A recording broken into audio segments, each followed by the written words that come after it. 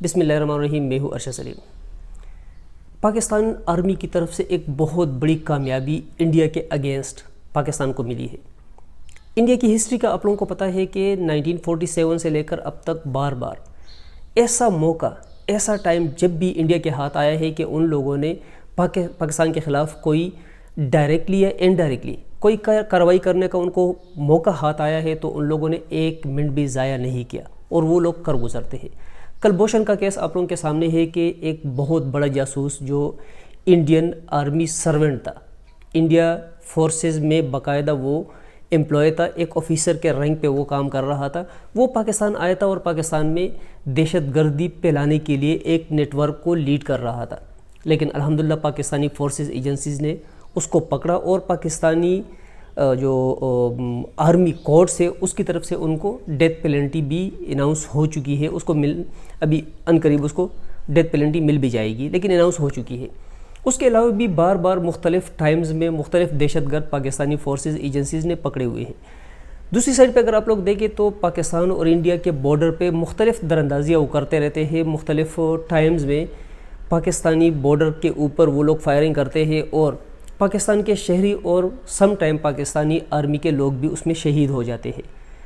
ایک سال پہلے انڈیا کی طرف سے ان کے جہاز بھی پاکستان کے اندر آئے تھے اور پاکستانی ایئر فورس نے بہت ہی خوبصورت طریقے سے جوابی کارروائی کرتے ہوئے ان کے 2 جہازوں کو مار گرایا تھا۔ ایک جہاز پاکستانی بارڈر کے اندر گرا تھا اور ایک جموں کشمیر میں گرا تھا۔ ان شارٹ کہ جب بھی ان لوگوں کو ان کے ہاتھ کوئی موقع آتا ہے تو وہ پاکستان کے خلاف کارروائی کر گزرتے ہیں۔ بلوچستان میں وہ لوگ جو کچھ کر چکے ہیں وہ آپ لوگوں کے سامنے ہے۔ افغانستان کی طرف سے بھی وہ افغانستان کو سپورٹ کرتے ہیں اور پاکستان وہ دہشت گرد بھیجتے رہتے ہیں۔ آج DGISPR کی طرف سے جو پریس ریلیز شائع ہوئی ہے، جو پبلش ہوئی ہے، اس میں بہت ہی اچھی نیوز پاکستان کے لیے آئی ہے اور انڈیا کے اندر اسپیشلی انڈین گورنمنٹ اور انڈین فورسز میں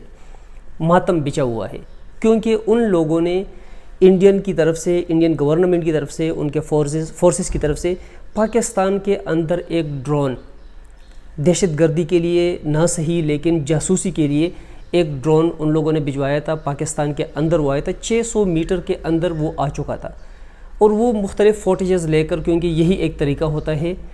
جاسوسی کرنے کا، تو ان کا ڈرون پاکستان کے بارڈر کے اندر آیا تھا، لیکن پاکستان کی طرف سے، پاکستان کے فورسز ایجنسیز کی طرف سے انتہائی خوبصورت طریقے سے اور ٹائم پہ جوابی کارروائی کرتے ہوئے اس ڈرون کو مار گرایا۔ وہ ڈرون اس ٹائم پہ پاکستانی حکومت کے ہاتھ میں ہے، پاکستانی آرمی کے ہاتھ میں ہے اور اس کے فوٹیجز بھی مختلف میڈیا چینل پہ چل چکے ہیں جو کہ پاکستان نے مار گرائے ہیں۔ اور یہ دیکھنے میں یا سننے میں بہت معمولی سینٹنسز ہو سکتے ہیں، لیکن انٹرنیشنلی اگر دیکھا جائے، کیونکہ 2003 میں پاکستان اور انڈیا کے بیچ میں جو ایگریمنٹ ہوا تھا کہ اس طرح کی کارروائیاں ایک دوسرے کے خلاف نہیں کی جائے گی،